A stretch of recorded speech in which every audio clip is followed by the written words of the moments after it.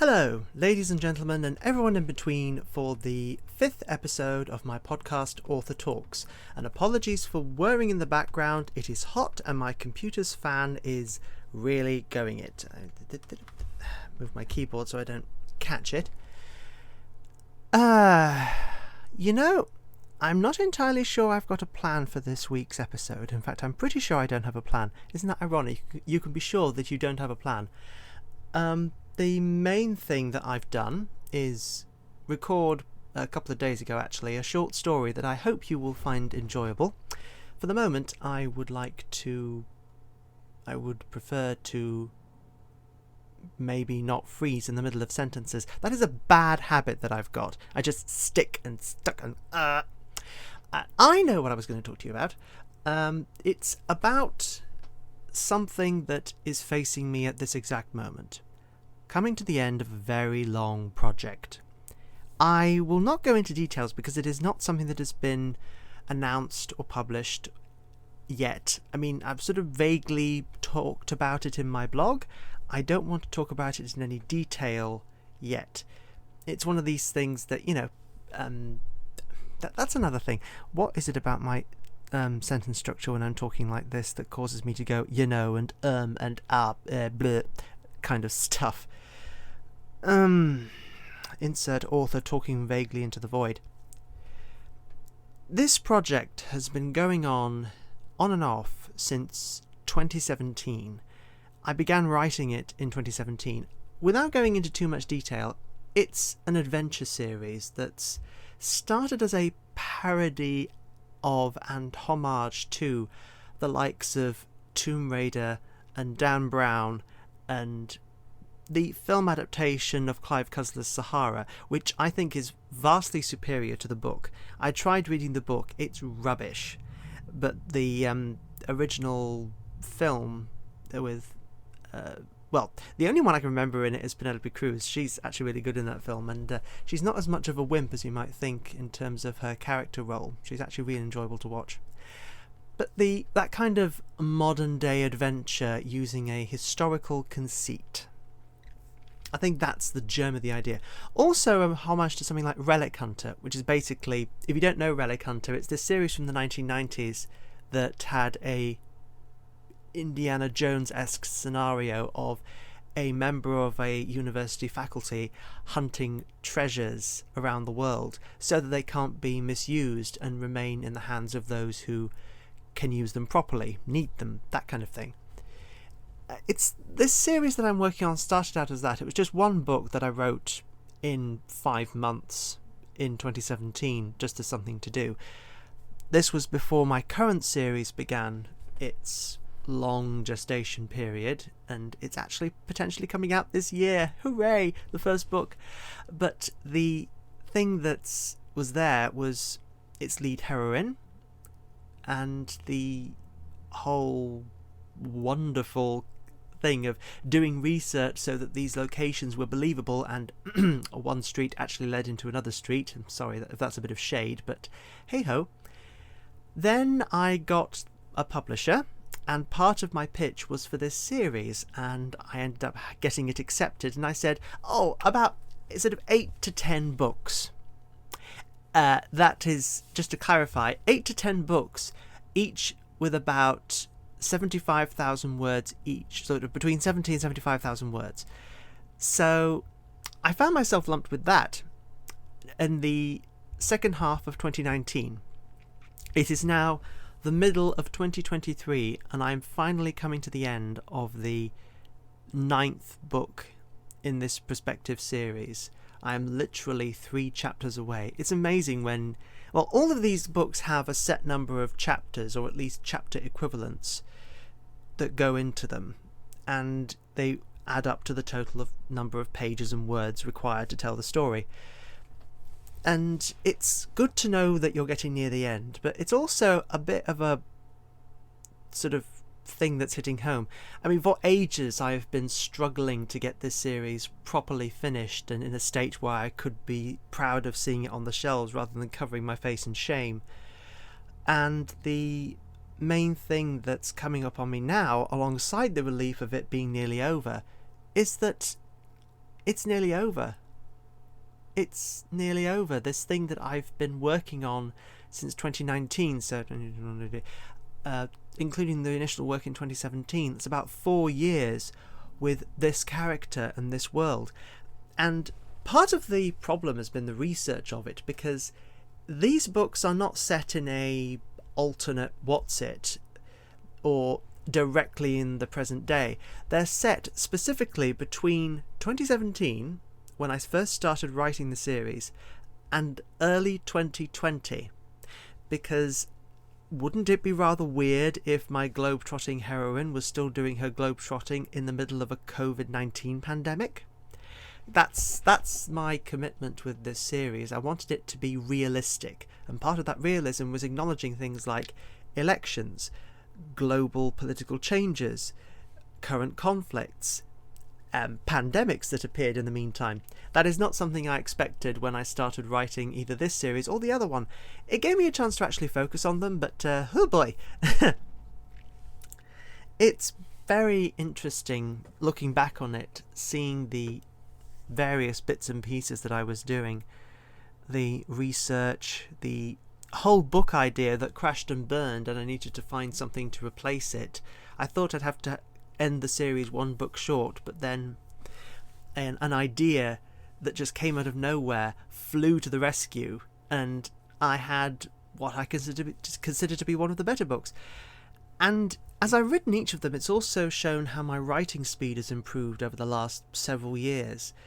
Now that I've got a series for a publisher and I'm working on it, it's funny because you work more efficiently. And I've always been a relatively fast worker in terms of how I write. But there's also the fact that I can sometimes dither and drag my feet. This series, now that I've got it down pat, I think it used to be 5 to 6 months to wrangle out one book. Last few, it's taken 3 months. This is before edits, by the way. Before edits. Edits can take ages, especially when you're doing it for consistency, changing spellings for regional variations on English, double checking you haven't got your facts all twisted around the wrong way. Because that's something I needed to do, because they're so thoroughly grounded in real world things. I needed to make sure they really were real world things, that I wasn't relying on stereotypes, at least not consciously, that I was actually able to go certain places, like a airport that wasn't accepting people at the time the story was set in. I actually incorporate this into the thing of a airport that they might have gone to, but hey, it's not working, so it would draw attention if they actually went there. So there's a reason in the story for them landing somewhere else and taking the very long way around. Or it may be that they actually landed there. It's been a while since I went through that book. I'm sure it'll be brought up in the edits. So it's this weird mixture in my head of relief, because I can finally put this character to bed, trepidation, because now will come the difficult part of editing this whole long series for consistency, sadness, because I'm saying goodbye to a character who, in one form or another, in terms of works in progress, I've tried to get into a solid, usable form for most of my writing span. I'm loath to call it a career before I actually got a publisher. There is the fact that the first incarnation of this character was put into a story way back in 2016. Actually, no, even earlier than that. Not 2016, 2014. I was 16 when this was done, which meant it could even have been even earlier than that. Oh, good grief. Yeah, it's been a long time. When you realise just that I started writing by jotting down Bionicle fan fiction in an exercise book when I was 11 or 12 years old, while my parents were building a large tool shed. Oh, what a massive amount of time has passed since then. Really feels like another me. Just long pause. It's that kind of you can't fully put it into words. And I suppose loads of writers must feel like this. I mean, some writers who have grown thoroughly disenchanted with their creation will probably be feeling huge relief about putting it to bed. I mean, I'm sure Agatha Christie wanted to put Poirot to bed more times than she could count by the final years of her life, just because she had grown to really dislike the character and was working on more Marples and things during the later half than she was Poirot's, actually. There are also some people who might want to continue the series on because they love this character so much. I don't want to continue the series beyond this point if I can help it, partly because I have really exhausted how far I can go with this character in terms of development, character drama that doesn't go into ridiculous levels of contrivance, and mysteries that she can realistically be part of that don't tread into the espionage territory. Because the thing about this series, how it was challenging, was that it was about archaeological mysteries and historical mysteries in the modern world. They are a rarity, especially for the kind of adventure she goes on, which is a homage to the adventurers of the world, the Lara Crofts, the Nathan Drakes, the Dirk Pitts, those kinds of people who go on gallivanting adventures around the globe. That kind of thing doesn't happen as much, if at all, these days, especially due to, well, particularly now with political concerns and border discussions, but it's also that there's very little stuff that can be found by that kind of approach. It's, a more well-mapped world. You know, the kind of thing. You can realistically say Atlantis doesn't exist simply for the fact that we have covered the entirety of the Earth's surface through satellites and or physical surveys. So if Atlantis ever did exist, which it didn't, it was an invention by Plato, I think, yes, as a thought experiment. But the whole point of it is that mysterious cities, lost temples, ancient civilizations, they do still exist, but it's not in the same sense as ye olden golden times. So this was a difficult series to write, but also a good series to write because it allowed me to poke fun at those kinds of things while also finding real mysteries that still existed. So yeah, that's my thoughts, Ed, on that one.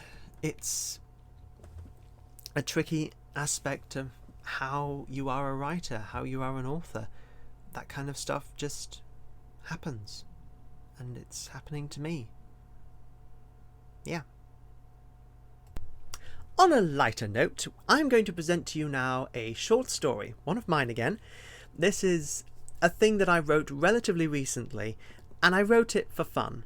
It was an enjoyable something for me to do. It's not maybe the most appropriate given the time of year here, but in Japan, it's ghost story season, and I happen to like the idea that you tell ghost stories in the middle of summer. Moonlight Visit. Are all here gathered, ready to perform the solemn offices of this night of the gibbous moon? Yep, sure. All present and correct. Can we make this quick? I've got a paper to mark. Aye. My sister looked around the small gathering of werewolves which were here assembled at 23 Magnolia Terrace on the night of the gibbous moon. Lying bound and gagged on the altar before us was Private William Tyler, recently acquired from a nearby army base as suitable for transformation into a new prime wolf. No, not Alpha, that's a horrifically outdated human idea. He was to be the father of the next generation, after our original prime wolf died as he always would have wished. In bed of a painless heart failure surrounded by dozens of beautiful companions. My sister, the chief of our werewolf gathering, gently ran her paw along her upper canines. She was fully transformed, sitting like the wolf she was on the pedestal, her head level with Private Tyler's bound arm. She looked about the five of us, then opened her mouth to bite. We chanted the penultimate song of the moon, Luna omnia sedata, la la la, veni cae ding dong.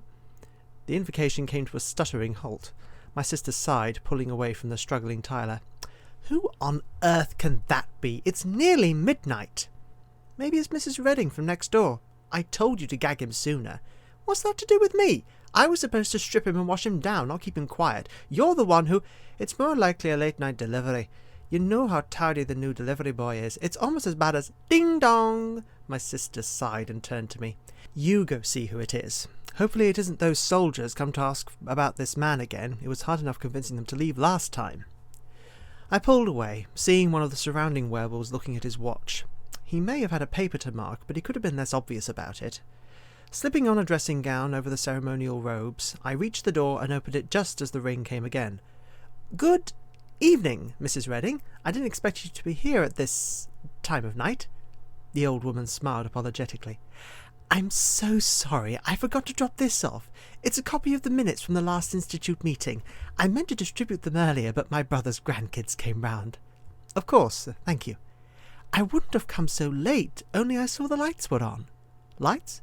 Oh, yes, lights. We're having a long-distance call. Friend from America. Oh, that's nice. Well, I won't keep you. Good night. Good night, and thank you. Oh, by the way. Yes? Did you see any dogs around your garden just now?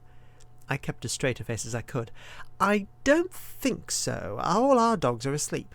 Oh, okay. I doubt you'll have any problems going home. Remember, there aren't any dog attacks in this town. True. Oh well, see you. And again, sorry for disturbing you. Minutes in hand, I gently closed the door as Mrs. Redding retreated. A charming type, but a little much sometimes. Dumping the minutes on a convenient surface, I pulled off the dressing gown and re-entered. Who was it?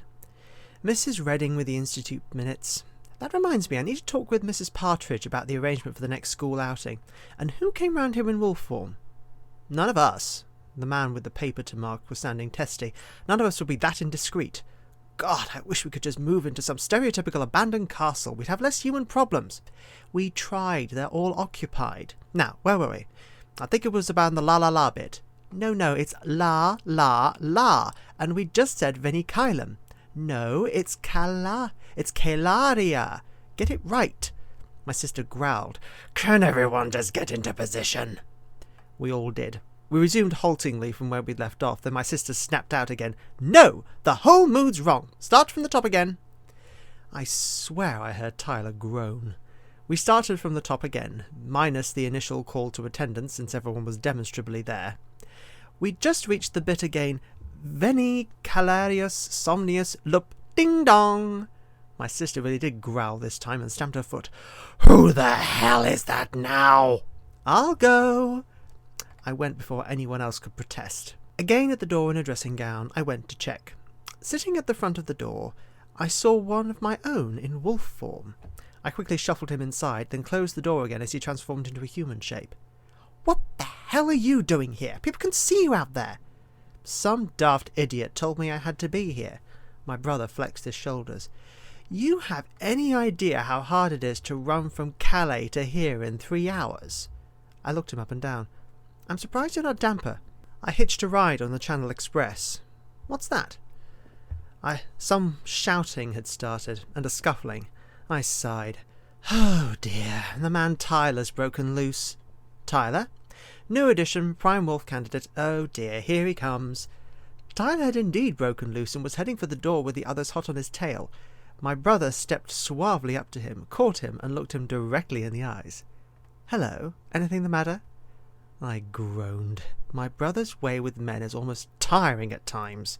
Still, it worked. Tyler was utterly spellbound, and slumped a little in his arm, which had looped almost romantically round his waist. My sister came up and cocked her head. Hi, brother. So, this isn't the best time. Is this man your brother? My sister raised an eyebrow at Tyler's words. Yes? Tyler held out his arm. Will this do to bite? There was a prolonged, dumbfounded silence. I think that's the first time we'd ever had a proper, willing Prime Wolf convert. Previously we'd had to literally fight tooth and claw, with our own naturally born males taking a hand to keep the subject in question from running off. My sister and I looked at each other, then she gave a shrug and went ahead to give a suitable bite to the proffered arm. The male werewolf groaned. If I'd known all it would take was a good pair of eyes, I'd have stayed to mark those papers. I'm heading home. We'll be going too.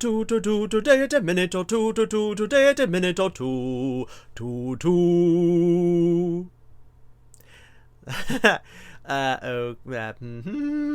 That was probably a very bad idea.